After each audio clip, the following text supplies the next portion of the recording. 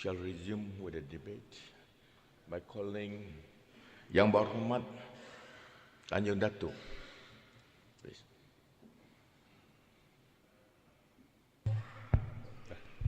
Bismillahirrahmanirrahim. Assalamualaikum warahmatullahi wabarakatuh. Selamat petang. Mr. Speaker, sir, thank you for giving me the opportunity to debate on the budget in this August House this morning. First of all, I would like to congratulate Yang Amat Berhormat Premier, Member for Gedong, for the announcement of this record-breaking and historical budget. It is undeniable that our Premier is the primary mover and engineer to have increased our revenue to 12.7 billion. And with that, I would like to also commend and congratulate members of the Cabinet, the Civil Service, and all that has contributed in this momentous effort and making this the largest budget ever announced. Mr. Speaker, sir, I believe with such a large budget, more efforts can be made to focus on sharing the wealth with the Rakyat so everyone can benefit. Furthermore, I would like to praise our Yang Amat Berhormat Premier, Member from Gedong, for his vision and farsightedness to propel Sarawak into a developed state by 2030. Among the important excerpts that has come from this budget includes a budget with an expansionary policy which will be expected to spend around 13.6 billion in 2024, which is an increase of 18% from 2023. B, there have been 12 strategic thrusts in propelling the state government and the state. And C, delivering cost of living relief measures to reduce financial burden of low and middle income groups, to single out investments and continue to execute key programs and projects for the benefits of the Rakyat. I am also confident that the state will or might exceed the projected economic growth of between 5 to 6%. Mr. Speaker, sir, based on the 12 strategic trusts that was put together in the 2024 budget, a few has really caught my eyes, and I would like to focus on, namely the second trust, stimulating regional and rural development, the fifth trust, strengthening human capital and talent development, and the seventh trust, promoting environmental sustainability. Mr. Speaker, sir, stimulating regional and rural development. Firstly, I would like to commend the state GBS government in ensuring greater urban and rural economic integration. I am intrigued on seeing how this integration can take place, being a representative for a semi-rural constituency like Tanjung Datuk. Thus, representing a constituency like Tanjung Datuk, which is heralded to be a tourism area, I would love to see basic infrastructure projects in my area to be expedited. Under the water supply and electricity programs, I believe a sum of 156 million will be allocated in 2024. My neighbor here, member from N1 OPA, and I had wished that the 50 million MLD, 50 million liters per day of Sabandi water treatment plant to be included or approved under the midterm review of the 12th Malaysia Plan. And with this project approved, Mr. Speaker, sir, I believe there would be no more water woes in both our constituencies. Secondly, particularly under the electricity program, my constituency has been facing constant blackout problems to this date, and this incident would also affect the telco lines on the area. This is because equipments on the towers are also powered by the same line. I hope the government can look into this issue and maybe increase the power load to my area, as there are many government as well as private projects coming to my area, and I don't want to see these issues to be a deterrent for investors to come into my constituency, as we need much of these investments being a tourism hotspot. Mr. Speaker, sir, strengthening human capital and talent development. Mr. Speaker, sir, based on global data done by the Institute of Management Research from Redwood University, Sarawak's Human Development Index is ranked at number 13 at 0.737, only above Sabah. And this is a cause for concern as we are heading towards a developed state come 2030. Education is often referred to as a great equalizer. It can open the doors to jobs, resources, and skills that help a person not only to survive but thrive. In fact, according to UNESCO, if all students in low-income countries had basic reading skills, an estimated 171 million people would escape extreme poverty. And if all adults completed secondary education, we could cut the global poverty rate by more than half. I applaud Yang Amat Berhormat Premier for his efforts, particularly on enhancing quality of education, providing educational assistance programs, as well as initiatives to mitigate cost of living pressures with regard to education. It would be a dream to achieve the status of one household, one graduate, or maybe more than one graduate. If this can be achieved, we will have more than 300,000 graduates if we based it on the most recent census, where Sarawak has around 347,000 households. Our aim to provide free tertiary education is a massive target, and I'm sure we can well achieve with the prudent spending efforts by the administration. And with all these initiatives and assistance, we have to increase our efforts and play our part to promoting education among our children and our youth. Mr. Speaker, sir, promoting environmental sustainability. This budget has touched on promoting environmental sustainability by continuing programs such as forest landscape restoration, totally protected area and wildlife protection, management, among others. I am particularly interested in these two programs as my constituency has an abundance of mangrove swamps. These mangrove swamps has been proven to be a priceless resource in our landscape, as it is a very effective carbon sink and to be a very good deterrent for coastal erosion. It is my desire that more mangrove can be replanted in my area, mainly in Sampadi, to ensure the continuity and to maintain the greenery in the area. In addition, this relates to the second point, which is totally protected areas, or TPA. I praise the government's efforts to further designate 1 million hectares of our landmass by 2025. This is indeed a mammoth task, but I'm sure it is achievable.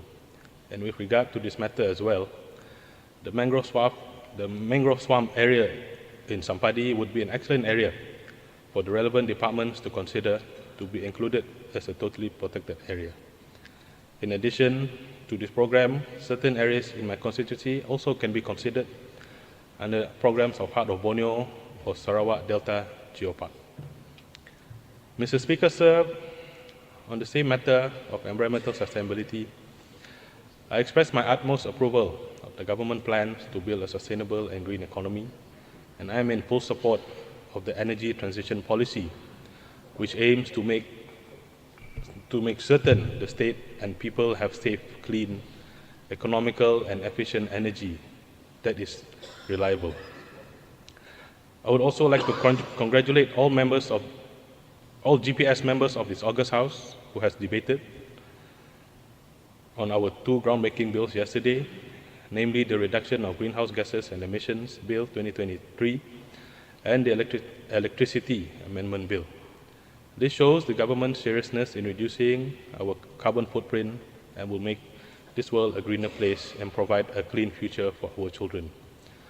And in conclusion, Mr. Speaker, sir, these are my short and simple views of the supply bill, which I see is a game-changer budget, and it requires an effort from all of us, the executive, the administration, the civil service, all the Wakil Rakyat, and even the Rakyat too, to ensure this budget achieves its target so its benefits can be felt by all.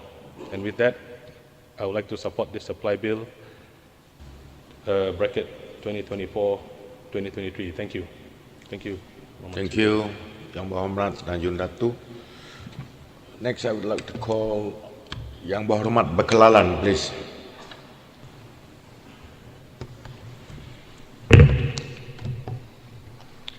Mr. Speaker, thank you for allowing me to take part in this debate pertaining to the Supply Bill 2023. I'll go directly into the issues pertaining to my constituency of Baklalan. First, on the application for native status. Mr. Speaker, recently the Premier said that children with one native parent will automatically be granted native status, and that the requirement to apply for recognition is only for statistical purposes. However, the Deputy Minister in the Sarawak Premier's Office, Law, MS63 and State Federal Relation had said that, and I quote, any child born into intermarriage between a Sarawak native and a non-native is not automatically native. He or she has to apply for it if they wish to be recognized as Sarawak native, unquote. Mr. Speaker, moreover, the resident of Kuching, Norleha Sarif, had said that applications submitted at the district office would be sent to the Department of the Premier of Sarawak for approval at monthly meeting chaired by the State Secretary before a certificate is issued to the applicant. These seemingly contradictory statements have caused confusion among the native community. Is recognition automatic, or do the application have to go through the vetting process? If this is automatic, as the Premier said, it would be much simpler and more straightforward for the application to be processed at the district offices. In my view, Mr. Speaker, it is unnecessary to have another layer to vet and approve, more so at the Premier's office. Many Sarawakians have waited a long time for this, and we should not make it difficult for them now. In Sabah, the Interpretation Definition Normative Ordinance 1952 provides that those who satisfy the requirements to be recognized as natives must apply for the appropriate declaration made by a native court under Section 3 in the form of a native certificate or sigil anak negeri. The Chief Minister's Office is not involved in such matters. Similarly, in Sarawak, issuance of native status certificates need to be a function of the Premier's Office, need not be a function of the Premier's Office. There should be just one stop at the district office for such application. Mr. Speaker, some parties say they are worried about abuse of the system, that if there is an absence of tight control, anyone might be able to obtain native status.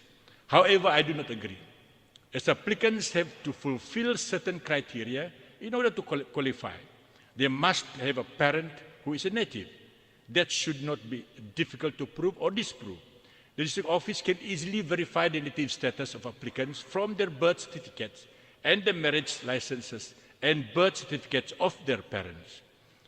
Another issue which has not been discussed is the status of newborn babies of parents, Mr. Speaker, one of whom is a native.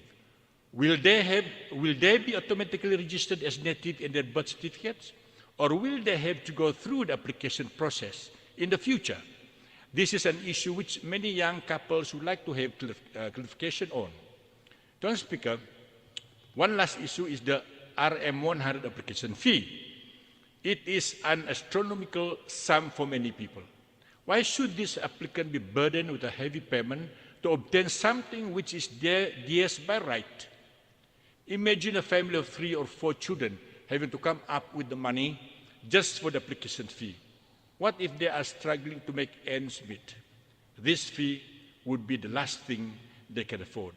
Mr. Speaker, for comparison, a marriage certificate in Malaysia only costs ringgit 30 ringgit, and there is no fee for a birth certificate if babies are registered within 60 days of birth. Perhaps the government feels this fee is justified, considering that the application have to go through the district office and also the Premier's office, in which case, just dispense of one level of the process, which I had already said is unnecessary. It is just additional bureaucracy, which I can foresee will cause delays to application because the State Secretary or his team will have other pressing matters to attend to. I hope the government will see fit to simplify the process and lower the fees to a reasonable sum. Second, Mr. Speaker, on corruption at Baklalan border. Mr. Speaker, in June this year, I received complaint from 2 Long Bawang district officers who had come to Sarawak with a delegation to attend the Lun Bawang festival, that some of them were asked to pay money to the GOF, or the General Operation Force, personnel manning the border. These were legitimate visitors who had complete and proper inter-border documents called Pas Lintas Batas when they passed through the checkpoint. They were asked to pay between RM200 to 1,000. but there have been incidents in the past where the personnel alleged had asked for up to 1,500 ringgit, which the person paid. There are also instances where upon leaving, some of the ration bought in Laos were not also taken by this personnel at the border. Mr. Speaker, one of the officers said that the rules on which items were allowed and not allowed to be brought to Indonesia also appeared to change according to who was manning the border, which is confusing because there are times certain items are allowed, but other times not allowed. So, Mr. Speaker, there have been numerous complaints about incidents like this for many years, but no action has been taken to stop it. This ugly practice gives our Indonesian neighbors an extremely negative perception of Sarawak and deters them from visiting us. Mr. Speaker, I understand that the state authorities had conducted an investigation into this June incident I referred to earlier, and I would like to know the outcome of the investigation. We need people of integrity who are honest and sincere to man our border post. Corrupt officers who bully our visitors must be dealt with civilly to clean up the GOF. I'm extremely disappointed that whilst we are aiming to be an efficient administration with the SDG in mind, we are being let down by officers who abuse their position to enrich themselves. Thirdly, on dam, Mr. Speaker, I wish to ask the Premier whether the decision had been made to go ahead with the construction of the Trusan Dam and the Baran Dam. At the last sitting of this Dewan in May, the Honourable Deputy Minister of Utility and Telecommunication, in reply to my question, had said that Sarawak Energy Berhad, SEB, was still reviewing the feasibility of the project. He added that the social and environmental impact assessment would only be conducted if this project was found feasible for implementation. But, Mr. Speaker, less than 2 weeks ago, there was a report that Petroleum Nasional Berhad, or Petronas, Cahaya Mata Sarawak Berhad, and Gamuda Berhad are strong contenders for the construction of the Trusan and Baram dams, and that the Sarawak government intends to build these 2 dams. Will the government update this Dewan on the latest status of these 2 dams? The people affected do not want dams to be built after learning of the bad experiences of those villages in the Batang-ai, Bakun, and Murum areas whose ancestral homes and their way of life were lost with the flooding of their villages.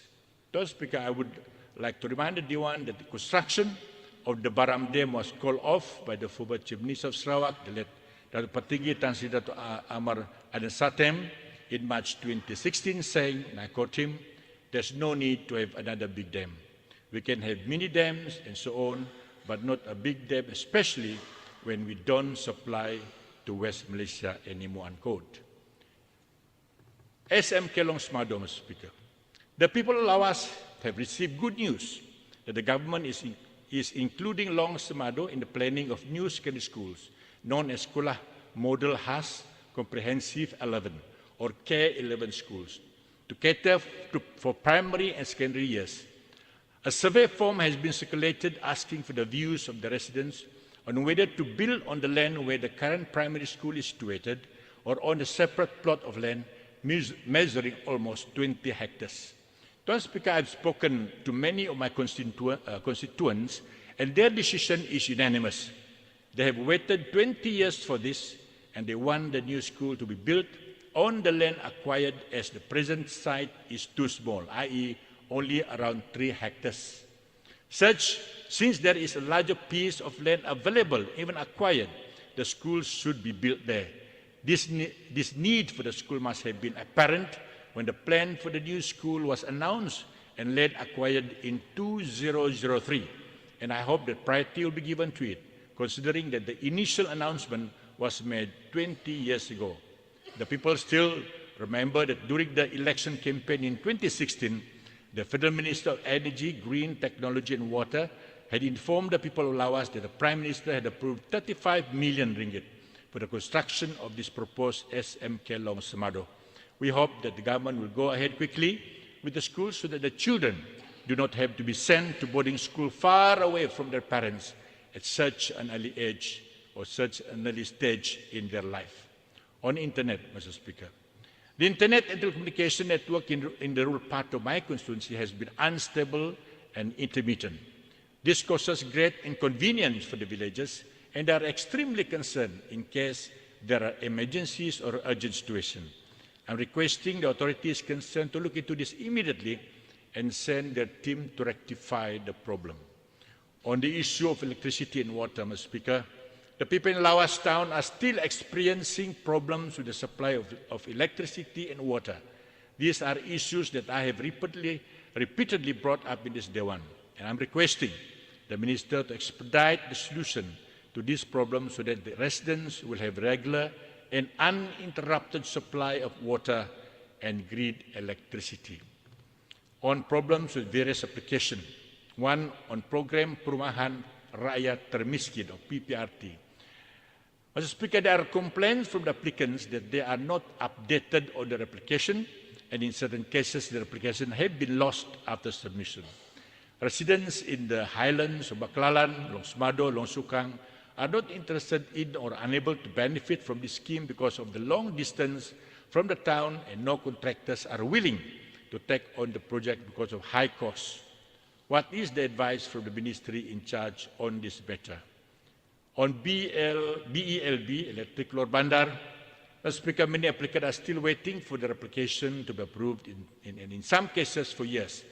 How can the relevant ministry assist to improve the situation? And on EKASI, these applications are also taking a long time to be approved. Some of the applicants have been waiting for years for some assistance from the government.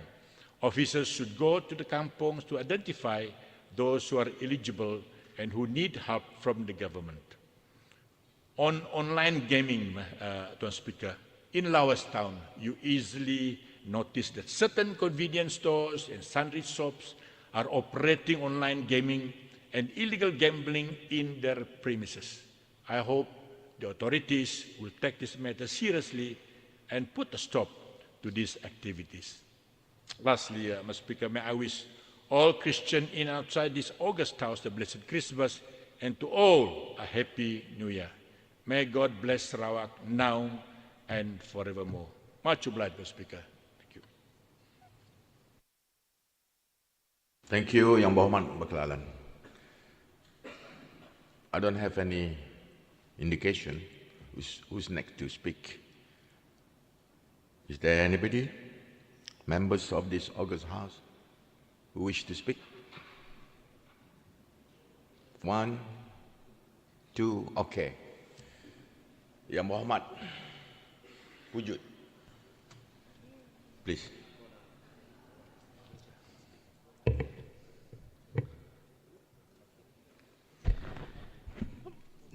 Thank you, Dato' Speaker.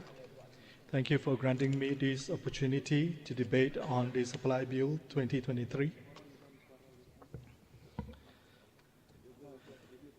First of all, I would like to express my heartfelt congratulations to YAB Premier Datuk Patinggi Abang Johari and the Sarawak GPS government in successfully achieving a record-breaking state revenue collection with a projected amount of 12.718 billion in 2023 compared to 11.91 billion in 2022, and maintaining a positive growth despite all the macro and microeconomic challenges after the COVID-19 pandemic. This success is evident that the post-COVID development strategy, PCDS 2030, is indeed effective, and I urge all Sarawakians to give our full support and have faith in our YAB Premier leadership in steering our Sarawak economy forward.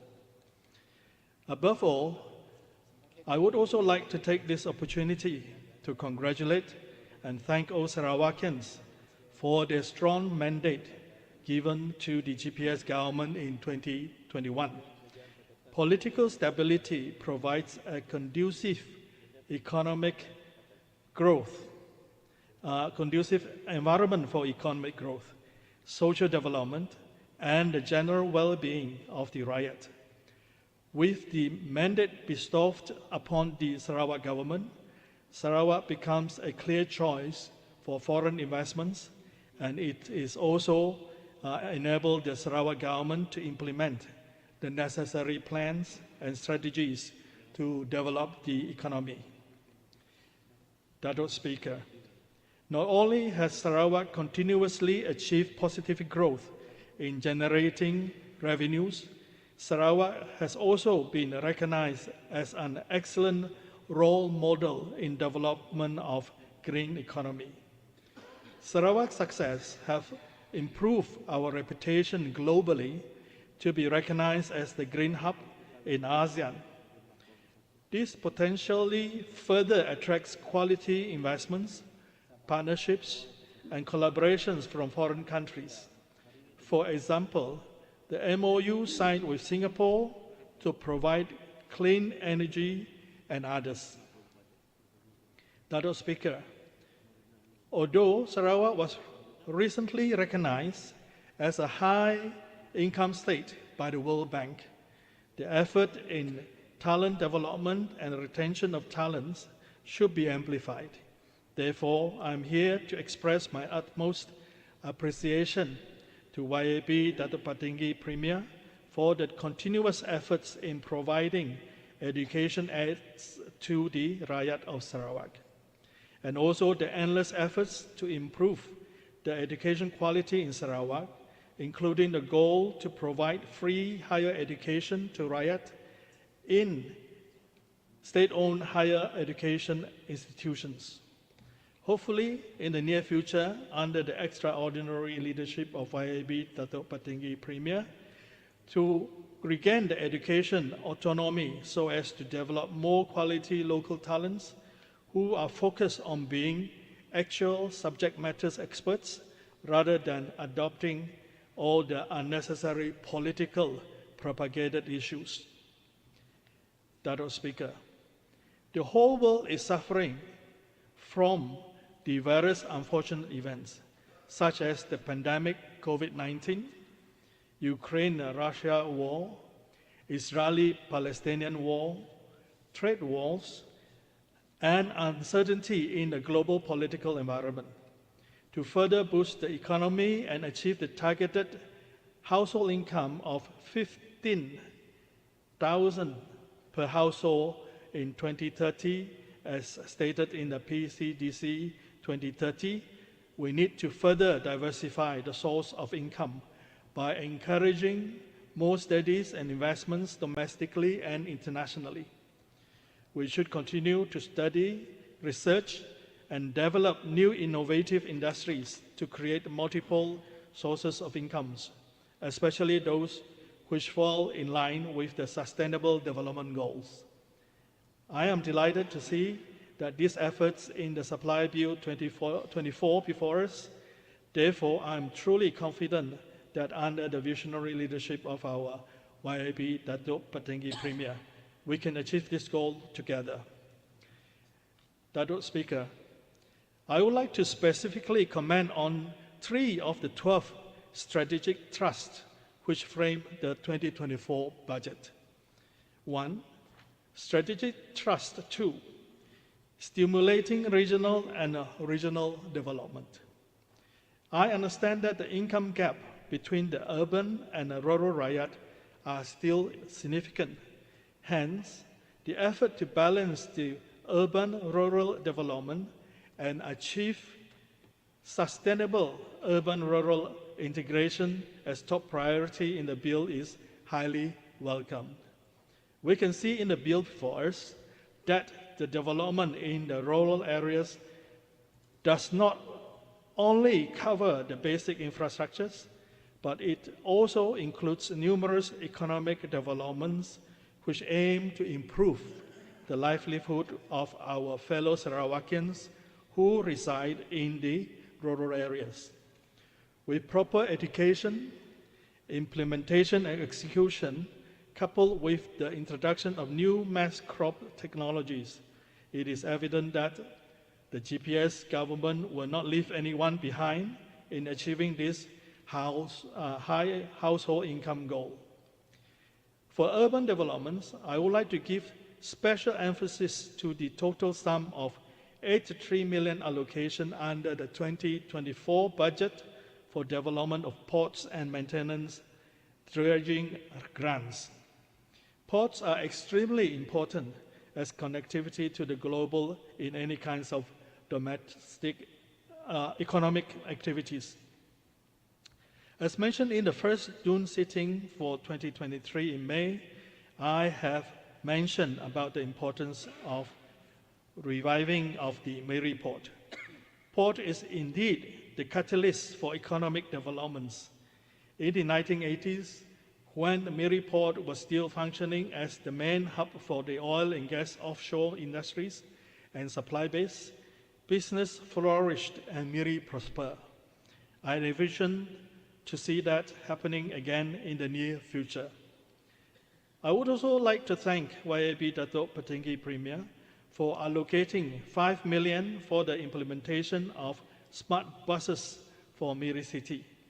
With the return of the Shell Malaysia upstream headquarters to Miri Times Square in 2024, we anticipate much heavier traffic within the central business district of Miri City. Hopefully, with the implementation of the smart buses, we will be able to disperse the traffic entering CBD by encouraging the public to take the buses instead. Miri is known as a resort city, and the recent announcement by AirAsia to cease to operate direct flights between Miri and Singapore is most unfortunate. I urge Transport Ministry Sarawak and Transport Ministry Malaysia to ensure that there is adequate direct flights between Miri and Singapore to cater to the demands by the oil and gas industries and tourism industry, as it is also more so that the flight routes is the only international link for Miri. I look forward to the coming of Sarawak-owned airline as soon as possible. Only then we may be better served as far as our tourism development aspiration is concerned, and also to ensure reasonable air ticket prices at all times, especially during school holidays and festive seasons. 2. Strategic Thrust 11. Combating poverty and enhance people's well-being. It is always a good investment when we invest in the development of people and create a large pool of productive and resourceful human capital. As the old saying goes, don't give a poor man fish, but teach him to fish.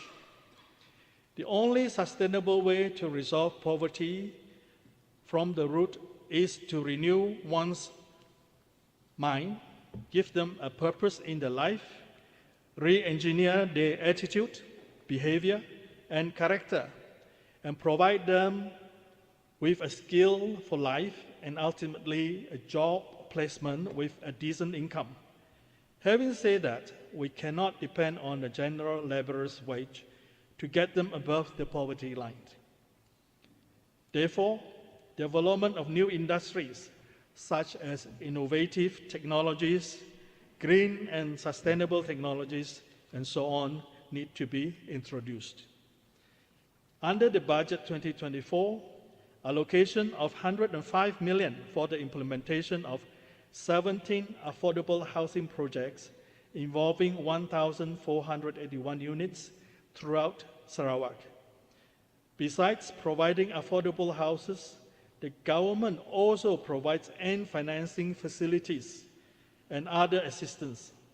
We are glad to find the multiple efforts the Sarawak government has introduced to ensure that our rakyat not only have a roof over their heads, but everyone can at least have a chance to own a proper house or decent abode, be it in the urban or the rural area.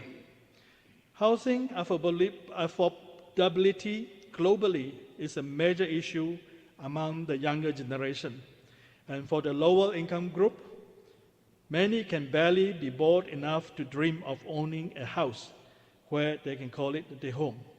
So Sarawak are truly blessed. 3. Strategic Thrust 12. Enhancing government capacity and service delivery. It is obvious that YAB Datuk Patinggi Premier is very serious about his reform effort to build a more responsive and effective public civil service. This does not in any way condemn our current public servants as being incompetent. But as we can see from the wording from the YAB Datuk Patinggi Premier, he aims to build and expand the capacity of our public servants to be even more competent and qualified. This shows trust and faith of our YAB Datuk Patinggi Premier in our public servants, that they are able to reach new heights after attending training programs at renowned higher learning institutions. As the Mayor of Miri City as well, I welcome this initiative with wide open arms. Indeed, our public servants have so much potential in them, and they need to be developed to their fullest potentials. The public servants are key drivers to the development of our state. It is our Sarawak civil service willing to dedicate themselves to enhance job performance and boost productivity. I am confident that 2024 will be another record-breaking year for our beloved Sarawak. Good governance and reformation is not just a slogan to shout during the election campaigns, but it is the commitment to deliver good governance and reformation that brings about constructive changes. And today, we all bear witness of that commitment in our YAB Datuk Patinggi Premier and his administration. Datuk Speaker, in conclusion, the Supply Bill 2024 is a holistic and inclusive budget true to its theme, development for all, building a prosperous, sustainable and united Sarawak. This is our unwavering promise to the Rakyat of Sarawak. Sarawak first.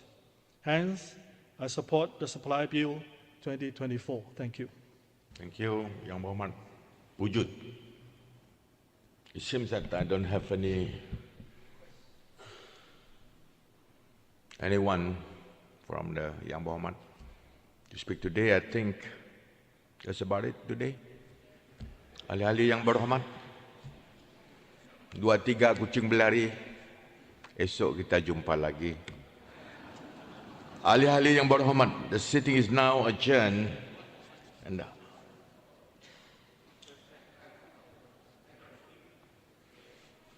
you came a bit too late.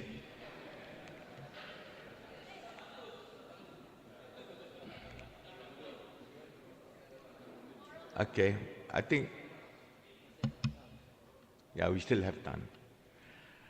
We still have time. We'll listen to Kota Sentosa, all right? Yang Berhormat Kota Sentosa, please.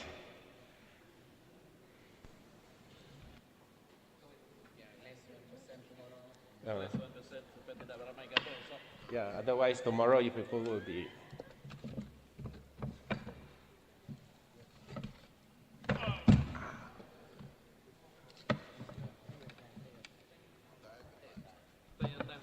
All right, thank you.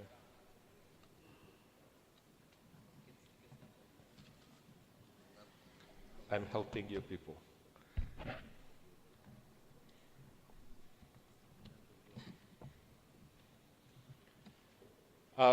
Thank you, Datuk Speaker, for the opportunity to deliver my speech in this August House and for the opportunity to be the voice of the people of Kota Sentosa and to meet the highest standards of service required for their benefit and progress. Tuan Speaker, I hope that the remarks made by the member from Padungan when he sarcastically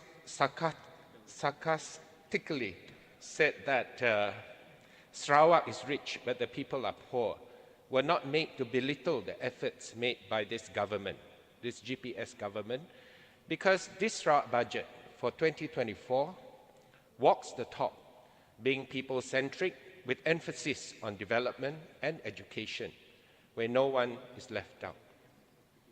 This GPS budget, as in previous GPS budgets, balances the hard and soft infrastructure, which are both important to determine the path and trajectory of the development of Sarawak, and continues to strengthen the foundation of an advanced knowledge and skill-based vibrant economy, which opens doors to higher-paying jobs, giving maximum positive impacts across the broad spectrum of our society. This budget takes up the challenge to achieve a well-balanced income and wealth distribution towards the overall population of Sarawak. There is a saying, Rome was not built in one day, and I hope the DAP understands the meaning of constructive criticisms. Tuan Speaker, the key focus of the Sarawak GPS government under the Post-COVID Development Strategy 2030 is for economic prosperity, social inclusivity, and a sustainable environment come 2030. Many advanced and rich cities and states do have their fair share of the poor and needy. I hope the member from Padungan understands that there is no quick formula for success and a better tomorrow. It is a continuous process of little steps that Sarawak must take every day towards 2030, from ensuring a responsible budget every year through prudent consumption, savings and investment, empowering our youth through quality education, continuous lifelong upskilling training, and upgrading opportunities for our civil service and the greater public at large, for greater innovation and efficiency, to revolutionizing environmental sustainability practices, all while fostering a culture where the voice and effort of every Sarawaki truly matters and every Sarawakian thrives. Datuk Speaker, since the concept of ESG, environmental, social and governance, took off a few years ago, the Sarawak government has responded by formulating and are still developing regulatory requirements, as well as investor, both foreign and domestic demands, to integrate ESG considerations into its policies. Of course, the Sarawak GPS government are on the right track, but the journey is still long. Over the years, the Sarawak government, through the leadership of YAB Premier, member from Gedong, have consistently introduced cutting-edge technology. Examples, sustainable aviation fuel, hydrogen as a fuel for our autonomous rapid transit, innovative sustainability solutions, example, carbon storage in Sarawak's depleted oil fields as a source of income, and proposed joint private sector development with the Sarawak government of our hydro resources through cascading hydropower dams, which is more environmentally friendly, into its development strategy that has and will positively impact the environment, enhance energy efficiency, foster social cohesion, and promote overall well-being of all anak Sarawak. The objective under GPS has always been that no Sarawakian should be left behind. Datuk Speaker, there is still much to learn, especially as standards and expectations will shift. Challenges, old and new, remain as Sarawak tries to navigate its path into a low-carbon, sustainable and equitable economy. However, amidst our goals, it is necessary to stop, look back, and celebrate the wins, however small or big, and use those insights to plot the way forward. This is because the scrutiny on Sarawak government's ESG actions will likely increase going forward as the impacts of climate change, social and economic inequalities spur our younger generation who are getting more educated to demand more action. Datuk Speaker, To ensure that the Sarawak government achieves its goal of environmental sustainability in its quest for economic prosperity, the Sarawak government have to do more on enforcement. I repeat, enforcement. And transparency in the form of credible annual reporting, where the veracity of sustainability reports are audited, or more frequent due diligence environmental reports for the various stakeholders. We can have the best laws, regulations, and policies on environmental sustainability, but it will amount to nothing if there is no enforcement for compliance. Dato' Speaker, I suggest that the Sarawak government should formulate and implement more stick and carrot policies with the appropriate penalties for non-compliance and favourable incentives for all stakeholders to speed up our ESG objectives. One such area that the Sarawak government can consider looking into are incentives or subsidies for homeowners who participate in programs like installation of solar panels for electricity generation with excess power during the day sold to Sarawak Energy Berhad, main grid, and by night time when there is no sunlight, the homeowners can buy back. With the right policy and incentives, every house in Sarawak can be installed with a solar panel and can become a mini independent power producer. Tuan Speaker, studies have shown that property development and construction produce high carbon emissions. If the government incentivizes the developer or homeowner, then they can be educated on the benefits of living in a green building. It will encourage developers and homeowners to go green, and sustainable living will eventually become the new norm. In short, Sarawak needs to continue refining and improving its policies, guidelines, and incentives to create an enabling environment for sustainable construction and property development. Dato' Speaker, access to the best quality education continues to be a priority for this Sarawak GPS government. Recently, a major concern of the public has been about the absence of a standardized examination to measure students' performance at the primary school level since the abolishment of Ujian Pencapaian Sekolah Rendah, UPSR, in 2021. Without any standardized public examination, no one can actually assess whether the students are of the required standard, as the current classroom-based assessment depends very much upon the objectivity and professionalism of the teachers concerned. As such, a standardized examination which is applicable to all students would help to give a better guide in assessing their standard at the end of their primary education before they move on to secondary school. Dato' Speaker, the Sarawak GPS government is aware of the problem, as can be seen from the recent statement from the Sarawak Education, Innovation and Talent Minister, who said that Sarawak is working to create and implement its own assessment examination for primary 6 students in light of the current dual language program implemented in Sarawak, where it will help identify areas for improvement and early intervention. Dato' Speaker, without going into specifics, there have been many misguided policies and guidelines made by the Federal Ministry of Education to the detriment of Sarawak. Till today, education is still under the purview and power of the Federal Ministry of Education.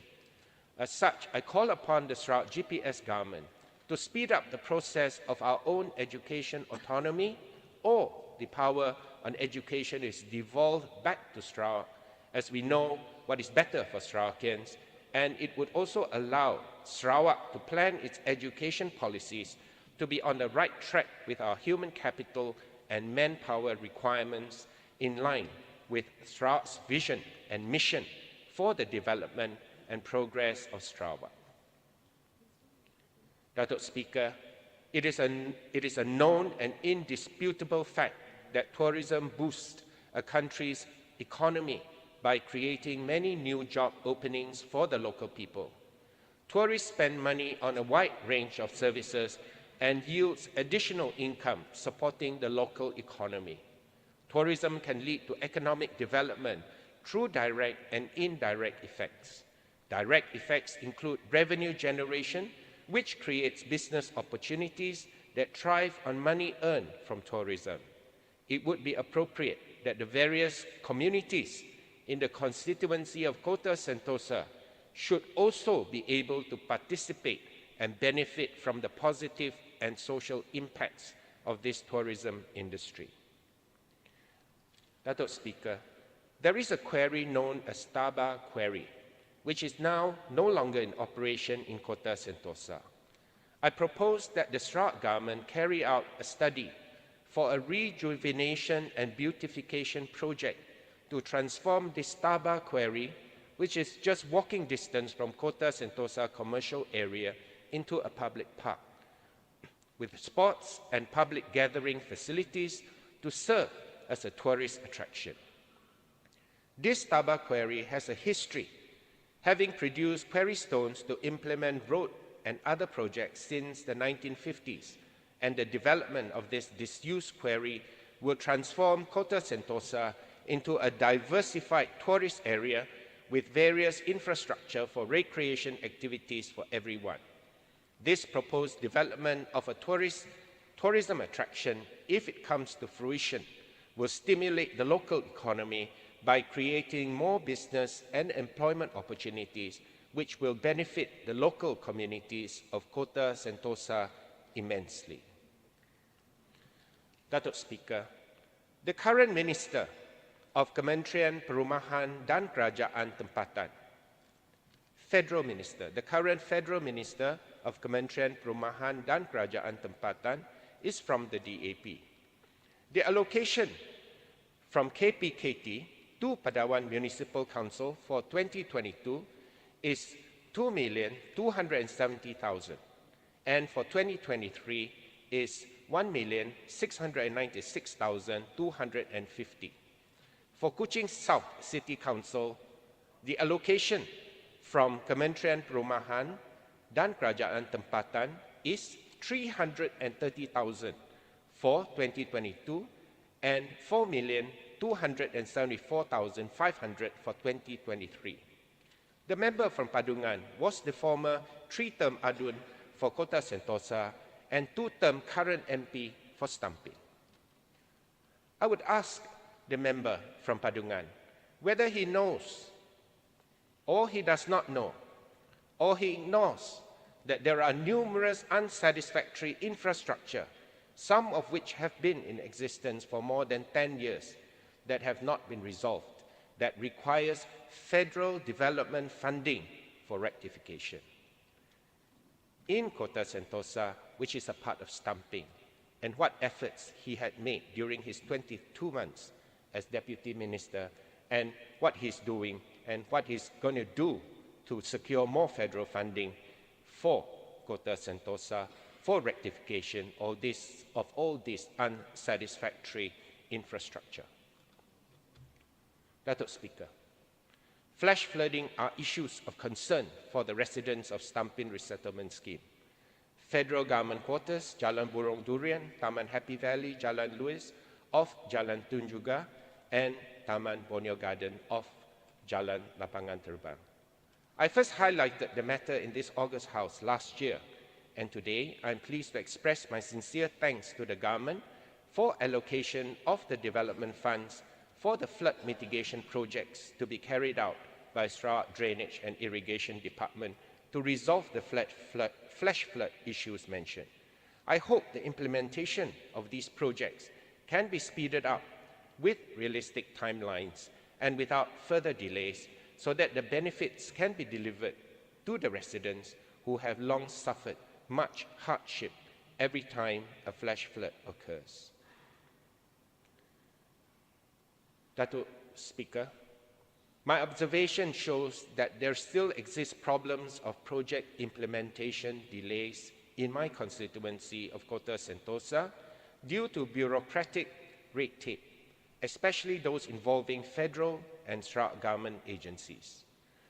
On a bigger picture, I propose that the Sarawak government, together with the federal government, sit down together and relook and re-evaluate the institutional and organizational structure of the implementation process, which involves Sarawak and federal bureaucracy.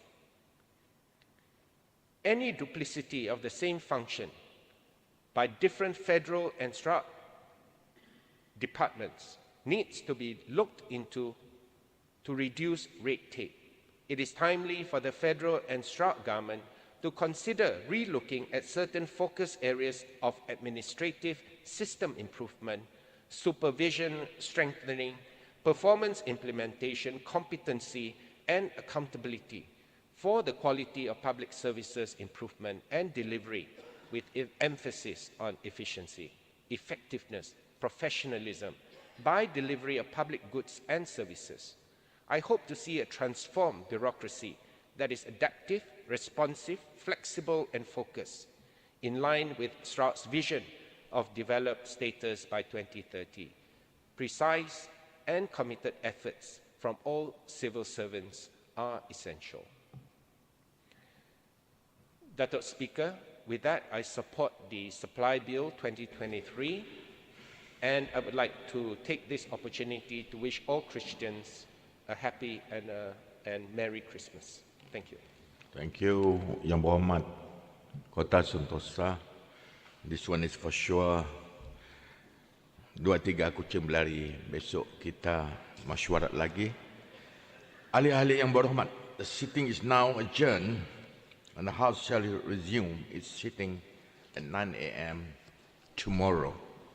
InsyaAllah.